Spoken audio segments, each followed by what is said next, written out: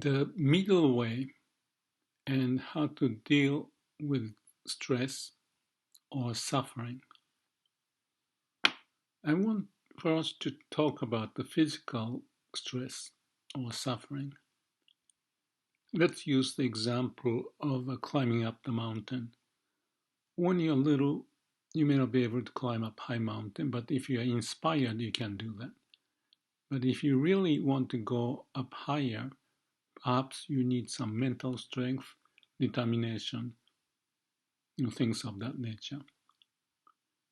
But if you don't, or if you are old and you cannot, then you have to draw a line. So depending upon the situation, our limit may be different and the amount of suffering may be different, because if you train yourself well, you may endure and you enjoy the process of climbing up the mountain. So I think that's easy enough to understand.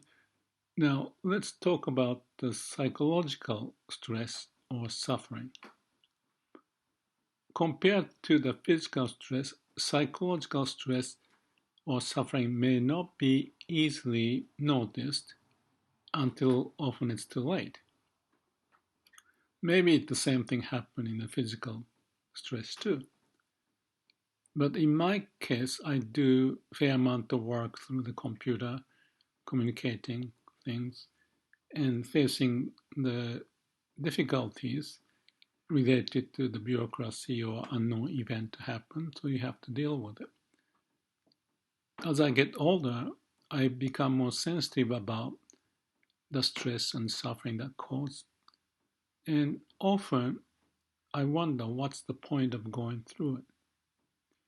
But like climbing up the mountain, if the end result is good or perceived good, you may endure the suffering or pain and live with it.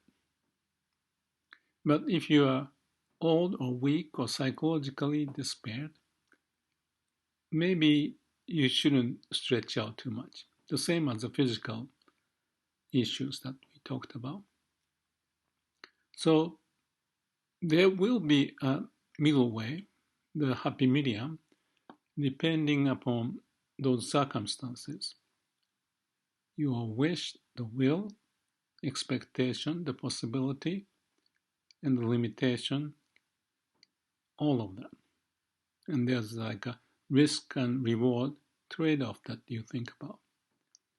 So living life is kind of like find the optimum way of balancing out so that you're not just doing nothing and lethargic and not having a good health because your muscle is weak, or even mentally, if we don't have a chance of sharing ideas and communicating with others, but by yourself doing nothing, it may not be so much fun. So in whatever the case is, we need to hopefully find a way to balance it out. Let's talk about the case of me or you standing up straight. I just did it just a minute ago for the sake of trying out, and it sounds kind of stupid to do it, but to me, related to the conversation, the talk I did here, it was kind of interesting. If you stand straight, close your eyes, and then figure out where you are, your body may move sideways, front and back, and so forth. But because of the sensation we have from the sole of our feet and also the balancing of the situation that we have those mechanisms in our body, you can manage to do that.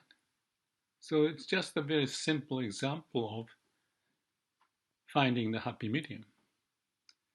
And I believe that's the critical way to look at ourselves and find the passage in life. In different video, I mentioned that to have a journey in life, we need to have a gyroscope and also the map where we are so you can identify what's going on. And if you're off from where you want to go, you notice it, then you can get back to it.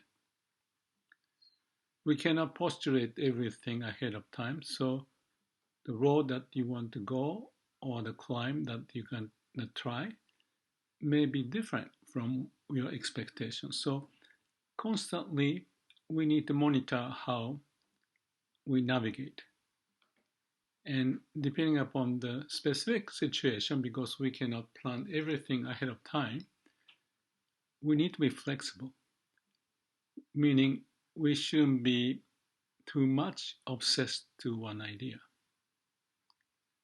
I think that was the name Lance Armstrong. I'm not quite sure, but there was a bicycle gold medal winner who won so many medals, and there was a discussion of him doing the doping, meaning that he was playing with the medicine to strengthen him. And even being up at the top of this sports, he wanted to keep on winning. And to me, that's the extreme case. But that's when our mind is caught up in something, we lose the balance. So the bottom line of what I'm trying to share is the idea of the balance, the gyroscope, the sensory mechanism, and in terms of the mental part especially.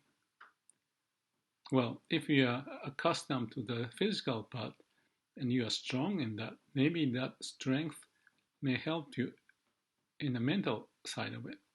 But as in the case of Lance Strong or Armstrong, it may not work that way. So the life has lots of traps that we get fall into.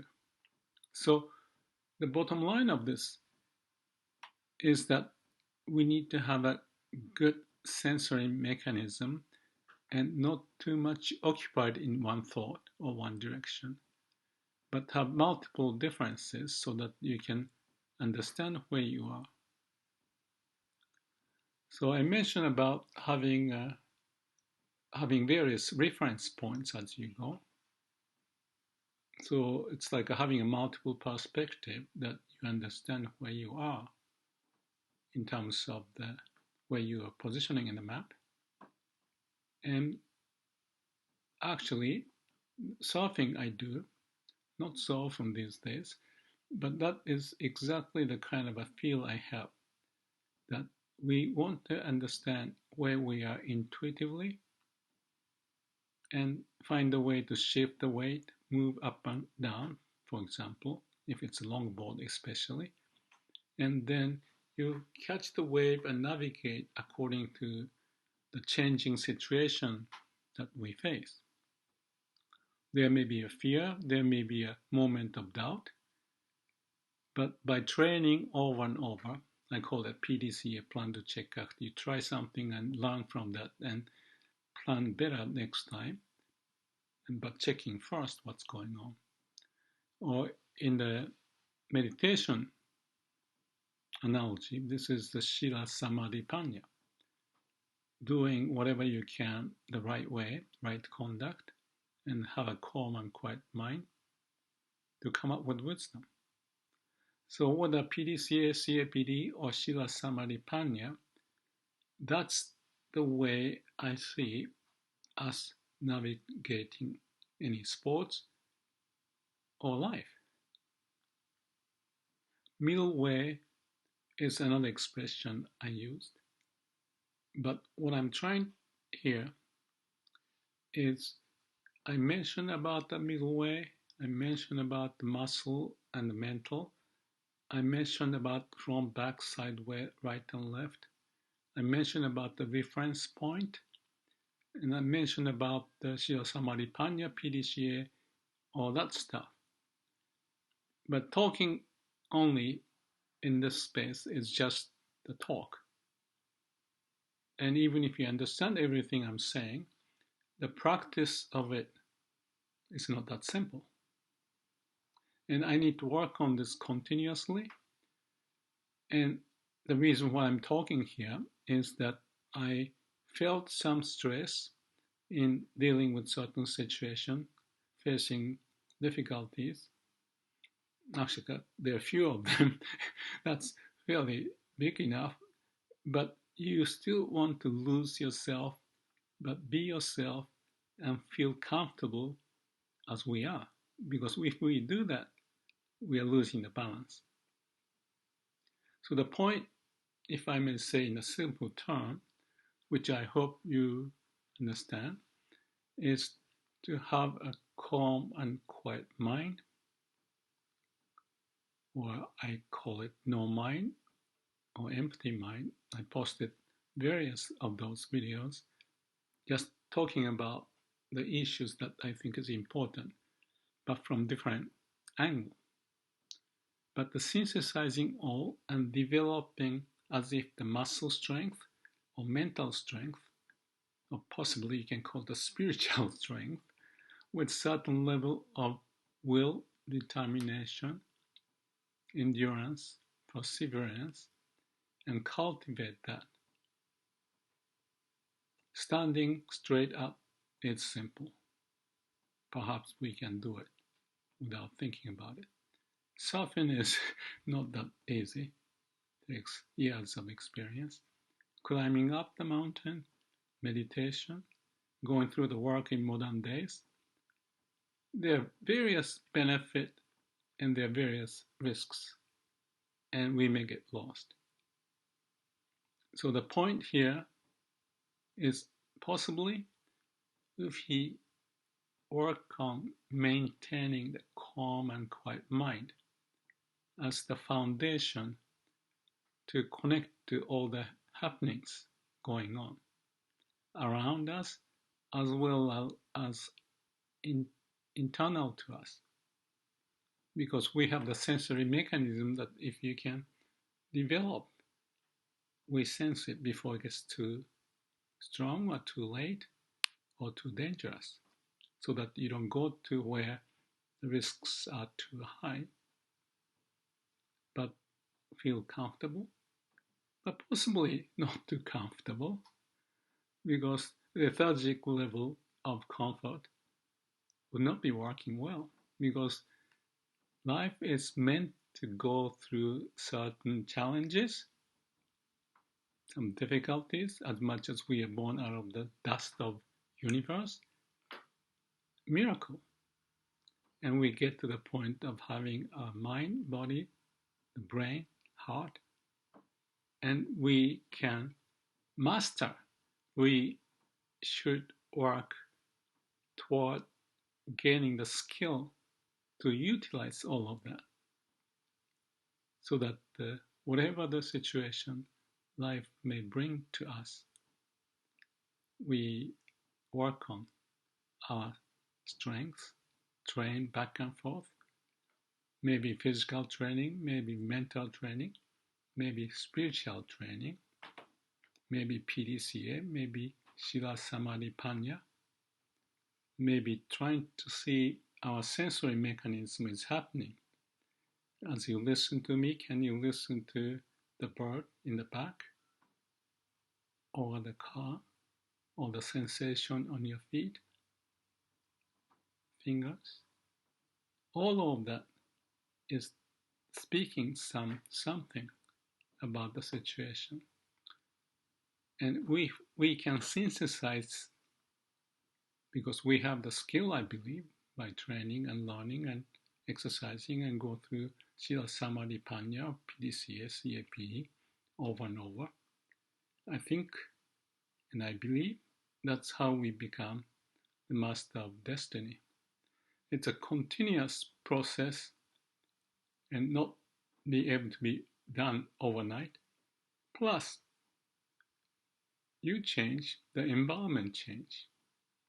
So to find the happy medium, the middle way, grounded state, and be able to go front or back, sideways, this way, that way, or even up and down, and not losing yourself, that's what I think we can aim for And we can find that number one is to have the calm and quiet mind.